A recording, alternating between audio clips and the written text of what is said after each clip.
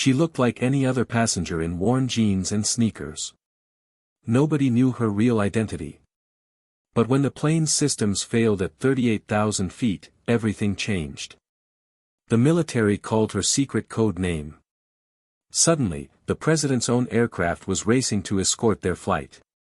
Before you watch full story, comment below from which country are you watching. Don't forget to subscribe for more amazing stories. Sarah Chen sat in seat 22C, wearing comfortable jeans and a faded college sweatshirt. Her black hair was tied in a simple bun, and she carried a small backpack with a worn travel guide sticking out of the side pocket. To everyone around her, she looked like any other traveler on the morning flight from Denver to Washington, D.C. The flight attendant smiled as she passed by. "First time in D.C.?" "Actually, no," Sarah replied quietly. "I used to work there." The young man in the seat beside her, a college student named Tyler, was scrolling through photos of the monuments he wanted to visit. "This is my first time," he said excitedly. "I'm doing a project on American history." "Have you seen the White House up close?" Sarah nodded with a small smile. "Yes, I've seen it." What Tyler didn't know was that the woman sitting beside him had seen the White House from a perspective very few people ever would. For the past 8 years, Sarah Chen had been the primary pilot for Air Force One, the presidential aircraft. Her call sign, Eagle, had been earned during her early years as an Air Force fighter pilot when her exceptional tactical awareness and precision made her a legend among her peers. Sarah had flown the president through international crises, security threats, and diplomatic emergencies to every corner of the globe.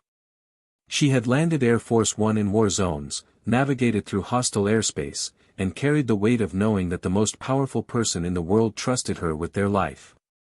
But 3 months ago, Sarah had retired from the Air Force after 24 years of service. She was finally taking her first real vacation, traveling as a regular passenger for the first time in years. No pre-flight briefings, no Secret Service coordination, no responsibility for anyone's safety but her own.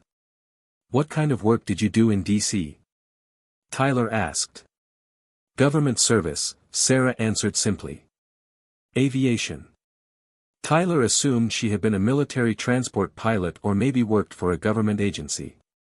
He had no idea that she had commanded the most famous aircraft in the world and had been entrusted with some of the most sensitive missions in American history. As Flight 637 reached its cruising altitude of 38,000 feet, Sarah found herself actually relaxing. She had deliberately chosen to fly commercial to experience what ordinary travelers did. She bought her own ticket, went through regular security, and even waited in line at the coffee shop before boarding. "It's strange not being in control," she had told her husband before leaving. "But maybe that's exactly what I need." Her peaceful vacation was about to change in ways she could never have imagined. Captain Robert Hayes had been flying commercial aircraft for 19 years. He considered himself experienced and calm under pressure. But what was happening to Flight 637 was beyond anything in his training manual.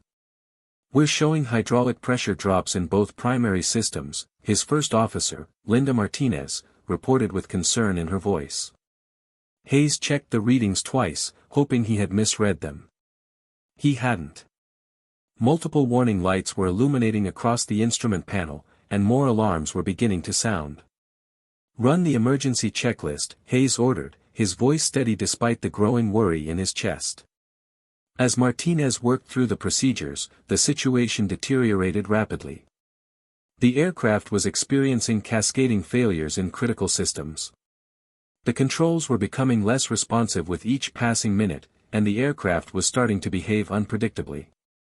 "Robert, we're losing backup systems too," Martinez said, her voice tight. "The flight controls are becoming unstable. This shouldn't be happening." Captain Hayes felt his heart rate increase as he realized the severity of their situation. This wasn't just a single system failure, this was a catastrophic cascade that could make the aircraft uncontrollable. "Denver Center, this is Flight 637. We're declaring an emergency. Multiple critical system failures. We're having difficulty maintaining controlled flight. Flight 637, Denver Center copies your emergency. What are your intentions? We need immediate vectors to the nearest suitable airport. We may not be able to maintain stable flight much longer.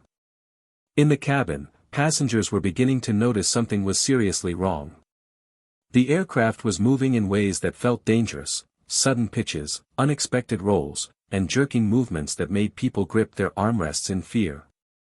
Sarah felt it immediately.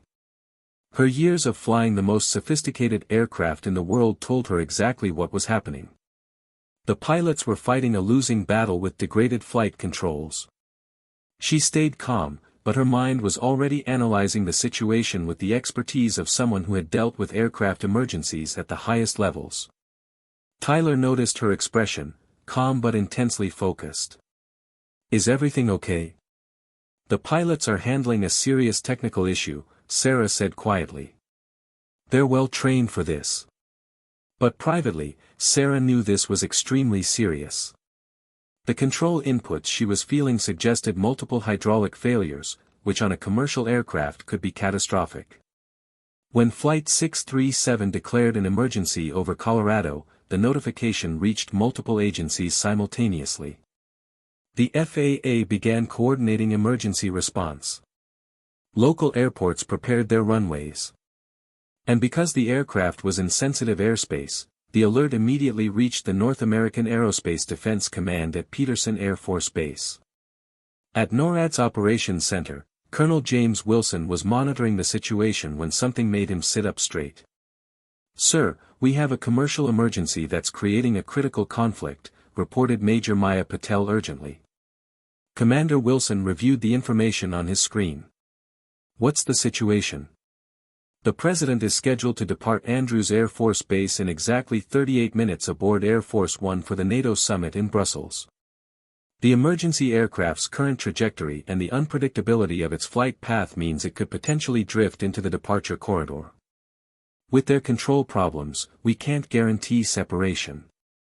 Any potential conflict with presidential travel was a national security issue that required immediate military response." Wilson made a rapid decision. "Scramble F-22s to monitor and ensure positive separation. Get me the passenger manifest immediately. And notify the Secret Service, the President's departure may need to be delayed." As Air Force fighters scrambled from their base, military personnel were running security checks on all passengers aboard Flight 637.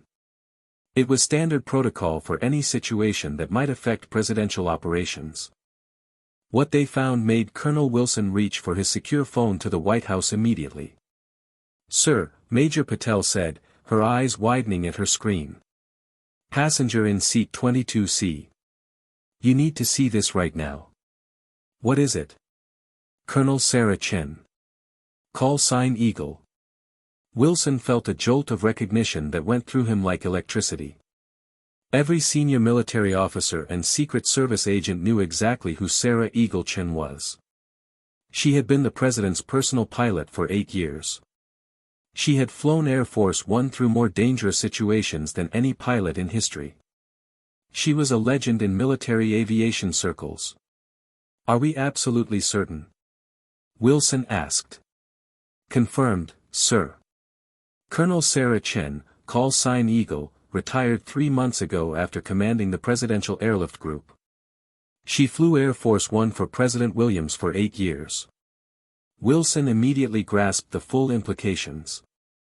A commercial aircraft with catastrophic control problems was carrying one of the most skilled and experienced pilots in the entire Air Force, someone who had dealt with aircraft emergencies while responsible for the President's life. "Get me a direct line to that aircraft immediately," Wilson ordered. "And get me the White House on secure comms right now. The President needs to know about this situation personally." Within seconds, Wilson was connected to the White House Situation Room where President Williams was preparing for departure. "Mr. President, we have a developing situation that requires your immediate attention," Wilson said. Aboard Flight 637, Captain Hayes and First Officer Martinez were fighting desperately to keep the aircraft stable. More systems were failing with each passing minute, and the controls were becoming increasingly unresponsive. Passengers were screaming as the aircraft pitched unexpectedly. "We're running out of time," Hayes said, his voice strained from the physical effort of controlling the aircraft. I don't know if we can keep this thing in the air much longer. Then a transmission came through on a frequency that commercial aircraft could monitor, a military emergency channel. Flight 637, this is NORAD Command on guard frequency. We understand you have Colonel Sarah Chen aboard your aircraft. We need to speak with Eagle immediately. This is a national security priority communication. In seat 22C, Sarah heard her call sign, the same call sign that had been used for the president himself when she was flying, and felt everything change in an instant. Her anonymous vacation had just ended. Somehow, the military knew exactly who she was and where she was.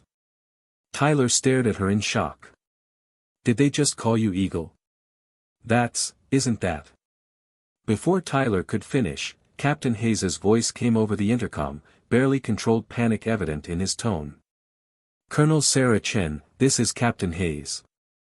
I need you in the cockpit immediately. We desperately need your help.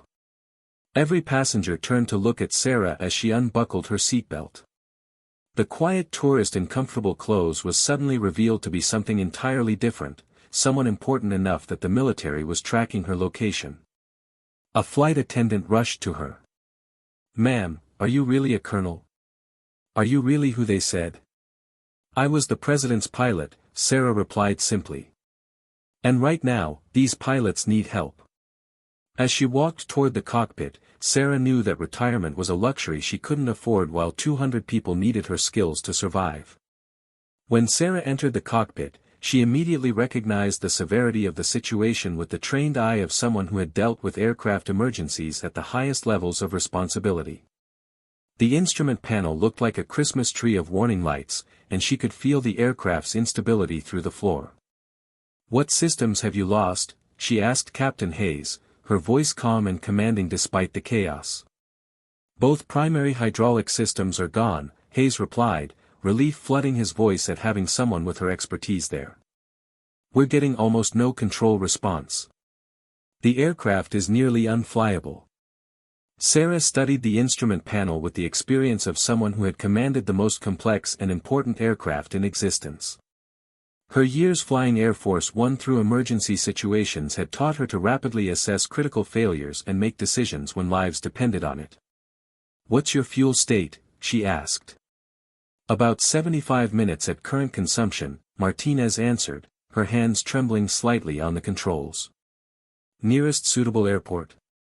Colorado Springs is about 50 miles southeast, but Captain Hayes is right, we're barely maintaining controlled flight. I don't know if we can make it that far. Sarah made rapid calculations based on aircraft performance, weather conditions, and the deteriorating control situation. Her experience making life-or-death decisions while responsible for the president's safety had trained her to process complex information instantly under extreme pressure. We're going to Colorado Springs, she said with absolute certainty. Captain Hayes, you remain pilot in command. I'm going to coordinate military support and provide technical guidance. Colonel, with all respect, I've never dealt with anything this severe, Hayes admitted, fear clear in his voice. I don't think I can land this aircraft. You won't be alone, Sarah replied firmly. NORAD Command, this is Eagle. I'm in the cockpit of Flight 637 and have assessed the situation. It's critical. Eagle, NORAD Command. Ma'am, stand by for priority traffic from the White House. Suddenly, a voice Sarah knew as well as her own came through the speakers, a voice she had heard countless times through her headset during 8 years of flying together. Eagle, this is Trailblazer. Sarah felt her breath catch. Trailblazer was President Williams's Secret Service call sign. The president himself was on the line. Trailblazer, this is Eagle, Sarah responded immediately. Sir, I wasn't expecting. Eagle, I just heard about your situation, President Williams said, his voice filled with concern but also complete confidence. You brought me home safely from more dangerous situations than I can count. Now I'm going to make sure you get home safely. Tell me what you need. Sarah felt a wave of emotion but pushed it aside to focus on the immediate crisis. Sir, I need resources. Real-time data, navigation support, and coordination that only presidential-level assets can provide. You've got it, the president replied without hesitation. I'm diverting Air Force One from our Brussels departure. We're going to provide direct escort and command coordination for your emergency. You'll have every resource that I would have. In the cockpit, Captain Hayes and First Officer Martinez looked at Sarah in absolute shock. The President of the United States was personally coordinating their emergency rescue. Sir, your NATO summit, Sarah began. Can wait, President Williams interrupted firmly. 8 years, Eagle. 8 years you kept me safe. Brussels can wait an hour while we make sure you get home. Air Force One is already being redirected to your location. What happened next was completely unprecedented in aviation history. Air Force One, carrying the President of the United States, was being diverted from an international diplomatic mission to serve as command and control for a commercial airline emergency. The most secure, most important aircraft in the world was about to escort a troubled civilian plane. Eagle, this is Air Force One, came a new voice, the current pilot of the presidential aircraft, someone Sarah had trained personally. Colonel Chen, we are 40 minutes from your location and closing fast.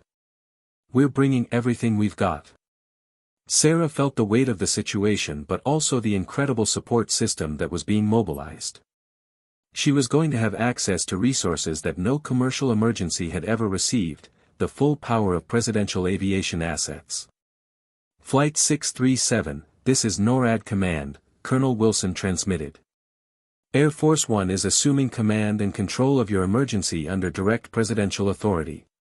F-22 fighters are also en route. Colonel Chen, you have full operational authority to use any military assets you require.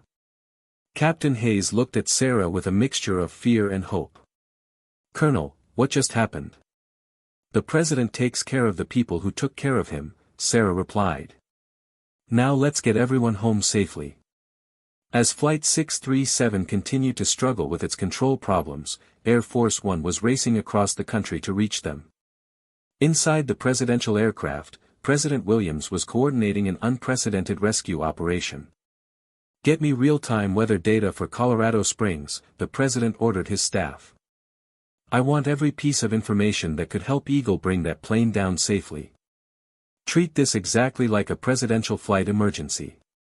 The resources being directed toward Flight 637 were extraordinary. Military satellites were being repositioned to provide enhanced weather monitoring. Air Force rescue teams were being scrambled to Colorado Springs. Every asset normally reserved for protecting the President was now focused on saving a commercial airliner. Mr. President, said his Chief of Staff, the NATO representatives are asking about the delay. Tell them the President of the United States is ensuring that one of America's finest pilots gets home safely, President Williams replied without hesitation. They'll understand. Aboard Flight 637, Sarah was coordinating the approach with the precision and expertise developed over 8 years of presidential flights. But the aircraft's control problems were worse than anything she had encountered before. Captain Hayes, Sarah said, I'm going to walk you through advanced approach techniques that we use for Air Force One emergency procedures. These aren't in any commercial manual, but they're designed for exactly this type of situation. Hayes listened carefully as Sarah explained sophisticated flying techniques that were classified and used only for presidential flight operations. These were procedures developed for scenarios where Air Force One might have to land with severe damage or system failures. Colonel, how do you know these procedures? Martinez asked. Because I helped develop them, Sarah replied. And I've practiced them hundreds of times for scenarios just like this. 35 minutes into the emergency, Air Force One appeared on radar, approaching at maximum speed. The sight of the presidential aircraft, with its distinctive blue and white livery, appeared in the distance, a symbol of hope and American power rushing to help. Flight 637, this is Air Force One, transmitted the current presidential pilot. We have you in visual contact. We are taking up escort position and assuming full coordination of your approach to Colorado Springs. President Williams's voice came back on the frequency. Eagle, Air Force One is now your wingman. You have complete access to all our systems, all our data, everything. We're going to bring you home. The passengers in Flight 637 who could see out the windows gasped in amazement as Air Force One, the most famous aircraft in the world, took up position alongside their struggling plane. F-22 fighters also appeared, forming a protective escort around the emergency. Tyler, sitting in 22C, stared out the window in disbelief. Is that really Air Force One? The president's plane is escorting us? A flight attendant, tears streaming down her face, nodded. Because of the woman who was sitting next to you. As Flight 637 began its descent toward Colorado Springs, Sarah coordinated every aspect of the approach with Air Force One, providing support that no civilian aircraft had ever received. She had access to presidential-level communication systems, military-grade weather data, and the combined expertise of the most elite aviation professionals in America. Colorado Springs Tower, this is Air Force One, transmitted the presidential aircraft. We are coordinating an emergency approach for Flight 637. All traffic is to be cleared immediately. This is operating under presidential authority. Air Force One, Colorado Springs Tower. We are honored to support this operation. All runways cleared, all emergency equipment standing by. The approach to Colorado Springs was one of the most challenging that Sarah had ever coordinated. The aircraft's control problems required constant, precise adjustments, and the margin for error was virtually non-existent. But with Air Force One flying alongside, providing guidance and support, Sarah was able to help Captain Hayes through the impossible. Eagle, Air Force One, President Williams transmitted personally. Weather update, winds are shifting. We're feeding you real-time data directly from our systems. Copy, Trailblazer, Sarah replied, using the president's call sign naturally, just as she had during countless flights together. Using presidential NAV systems for final approach guidance. Power reduction gradual, Sarah instructed Hayes as they descended through 1,000 feet. Don't fight the aircraft. Work with what control you have. Trust your training and trust that we've got you covered. Air Force One maintained perfect position alongside the struggling commercial aircraft, its presence a powerful symbol of the extraordinary rescue effort. Inside the presidential plane, President Williams watched through the cockpit windows, the same windows through which he had watched Sarah pilot him safely for 8 years. At 200 feet, a sudden control problem caused the aircraft to pitch dangerously. Captain Hayes began to panic, but Sarah's calm, commanding voice kept him focused, the same voice that had reassured a president during emergency situations. Easy correction. Forward pressure. You've got this, Captain. I'm right here with you, and so is Air Force One. We're bringing everyone home. The Boeing 737 touched down hard but controlled on the runway at Colorado Springs. Captain Hayes managed to keep the aircraft centered as they rolled out, emergency vehicles surrounding them immediately. In the cabin, 200 people erupted in applause, many crying with relief. Flight 637, outstanding job, Colorado Springs Tower transmitted. Emergency equipment is responding. Air Force One swept low over the runway in a gesture of respect and acknowledgement, a presidential salute to a commercial aircraft that had just survived the impossible. Eagle, this is Trailblazer, President Williams transmitted, his voice filled with emotion. Excellent work, as always. You just reminded everyone why I trusted you with my life for 8 years. Welcome home. Thank you, Trailblazer, Sarah replied, her own voice breaking slightly. Thank you for being there. As passengers deplaned, many stopped to thank Sarah personally, though most still didn't fully understand who she was or what had just happened.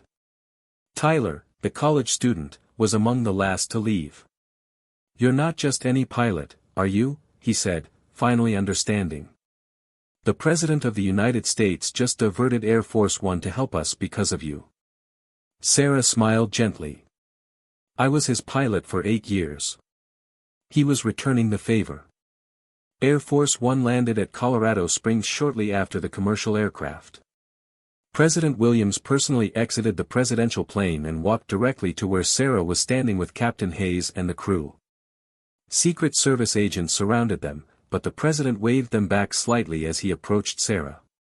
"Colonel Chen," the president said formally, then broke into a warm smile. "Eagle, it's good to see you." "It's good to see you too, Mr. President," Sarah replied. "Though I was hoping our next meeting would be under better circumstances." "Better circumstances?" President Williams laughed. "Eagle, you just saved 200 lives using skills and procedures you developed while flying me around the world. I'd say these are pretty good circumstances. You proved that the training and experience we developed for Air Force One has real-world applications beyond presidential flights." The president turned to Captain Hayes.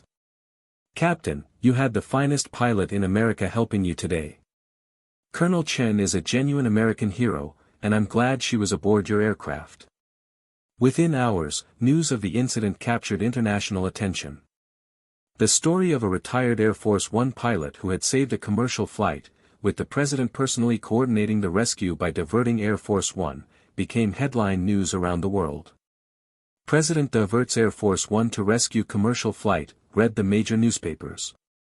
"Presidential aircraft escorts emergency landing," wrote aviation journalists. "Commander saves flight with help from her former commander-in-chief," said the military publications.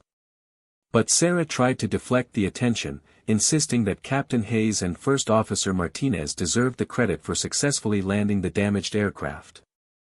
"I just provided coordination," she told reporters at Colorado Springs Airport. Captain Hayes flew that approach and saved 200 lives. President Williams, however, spoke directly to the media about Sarah's actions. "Colonel Chen served as my pilot for 8 years, the president said in a formal statement. "She flew me safely through international crises, hostile environments, and emergency situations. She was the best at what she did. Today, she proved that her skills and training have applications far beyond presidential service. When she needed help, I was proud to ensure that Air Force One was there for her, just as she was always there for me." The president also addressed the decision to delay his NATO summit trip. "The NATO summit is important, but it can wait an hour. Ensuring that one of America's finest pilots and 200 American citizens got home safely was more important. That's what leadership means, taking care of your people first." As with all major aviation emergencies, the incident was thoroughly investigated by multiple agencies. The investigation revealed details that made Sarah's performance even more remarkable. Colonel Chen coordinated an emergency response using presidential-level assets and classified procedures, reported lead investigator Captain Jennifer Mills. She accessed systems and resources that no civilian aircraft has ever had available during an emergency. Her ability to coordinate Air Force One as command and control for a commercial rescue operation demonstrated extraordinary skill and judgment. The investigation also documented the unprecedented decision by President Williams to divert Air Force One. The president's choice to redirect the presidential aircraft for a civilian emergency was unprecedented, the National Transportation Safety Board report stated. However, given the unique circumstances, including the presence of his former pilot aboard the emergency aircraft, and the critical need for sophisticated coordination assets, the decision proved crucial to the successful outcome. The Federal Aviation Administration and the Air Force began studying Sarah's actions and the coordination with Air Force One to understand how presidential flight procedures could be adapted for civilian aviation emergencies. Colonel Chen's performance, supported by direct presidential involvement, demonstrates that the advanced techniques and resources developed for Air Force One operations have valuable applications in civilian aviation, said Air Force General Raymond Martinez. This incident has opened our eyes to new possibilities for civil-military cooperation in emergency situations. 2 weeks after the incident, Sarah was invited to the White House for a formal ceremony. President Williams presented her with the Presidential Citizens Medal, one of the highest civilian honors in the United States. "Colonel Sarah Chen represents the very best of American military service," President Williams said during the ceremony. "For 8 years, she ensured my safety as pilot of Air Force One. 3 months into her well-deserved retirement, she found herself in an emergency situation and used every bit of her training and experience to save 200 lives. When she needed help, I was honored to make sure Air Force One was there for her. The president paused and looked directly at Sarah. Eagle, you taught me that leadership means bringing everyone home safely. You did that for me dozens of times. Last month, you did it for 200 Americans. Thank you for your service, your skill, and your unwavering commitment to saving lives. Sarah, wearing her Air Force dress uniform for the ceremony, accepted the medal with characteristic humility. Mr. President, I just did what any pilot would do. I'm grateful that you and Air Force One were there to help. After the ceremony, President Williams invited Sarah for a private tour of Air Force One, the aircraft they had shared for so many critical missions. Do you miss it? The president asked as they stood in the cockpit of the presidential aircraft. Sometimes, Sarah admitted, running her hand along the pilot's seat she had occupied for 8 years. But I'm proud that my training and experience could help those people on Flight 637. You know, President Williams said, if you ever wanted to come back, this seat is always open for you. You're the finest pilot I've ever known. Sarah smiled. Thank you, Mr. President. That means everything to me. But I think I'll stick with retirement, though I might avoid commercial flights for a while. The president laughed. I don't blame you. Though I suspect airlines everywhere are hoping you'll keep flying with them. You're the best emergency backup pilot they could possibly have. 6 months after the incident, Sarah was invited to speak at the Air Force Academy about her experience. Her presentation focused on the principles of leadership, preparedness, and the importance of maintaining skills even in retirement. When I boarded Flight 637 in Denver, I thought I was just a tourist going on vacation, she told the assembled cadets. But there's no such thing as a truly retired pilot when people need help. The skills we develop as military aviators don't just serve during our active careers, they serve our fellow citizens throughout our lives. She used the incident to illustrate how the advanced training and procedures developed for presidential flights had direct applications in civilian emergencies. The techniques we developed for Air Force One, the procedures, the coordination, the decision-making processes, all of that proved valuable when Flight 637 needed help, Sarah explained. Military aviation excellence isn't just about defending our nation. It's about using those skills to protect Americans wherever they need us.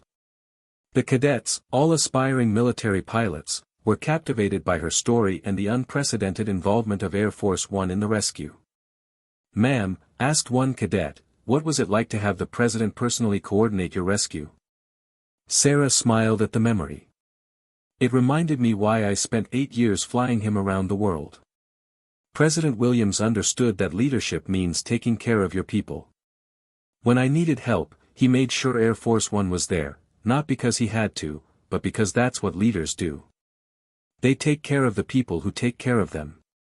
The Air Force Academy began using the Flight 637 incident as a primary case study in their leadership and crisis management courses, emphasizing how advanced military capabilities could serve civilian needs and how bonds of trust and mutual respect between pilots and their commanders could save lives years later. 2 years after the incident, the Flight 637 emergency had created lasting change. Captain Hayes continued flying, forever grateful for the day the president's pilot saved his aircraft. Tyler became an aerospace engineering student, inspired by witnessing history. The incident led to new protocols for military-civilian aviation coordination during emergencies. Today, Sarah Chen enjoys her retirement, though she no longer travels anonymously. When she flies commercially, airline crews quietly recognize her name and show deep respect. But Sarah remains humble about that extraordinary day. I was just in the right place with the right experience and the right help, she tells people who ask. The passengers from Flight 637 never forgot the quiet woman in seat 22C who saved their lives. Many still send thank you cards each year, grateful that a hero was sitting among them when they needed one most. Air Force One continues flying presidents around the world, a symbol of American power and leadership. But its crew knows that one of its most remarkable missions was escorting a struggling commercial aircraft to safety, proving that presidential resources exist not just for protocol, but for saving American lives when it matters most. In aviation schools across the country, instructors teach the Flight 637 story as the ultimate example of leadership, loyalty, and service. They tell students about the pilot whose call sign was powerful enough to mobilize the president himself, and about a commander-in-chief who understood that taking care of your people never ends. She was just a tourist in seat 22C, wearing comfortable jeans and carrying a small backpack. But when 200 people needed help at 38,000 feet, Sarah Eagle Chen's call sign made Air Force One escort the flight, and together they proved that true leadership means bringing everyone home safely, no matter what it takes.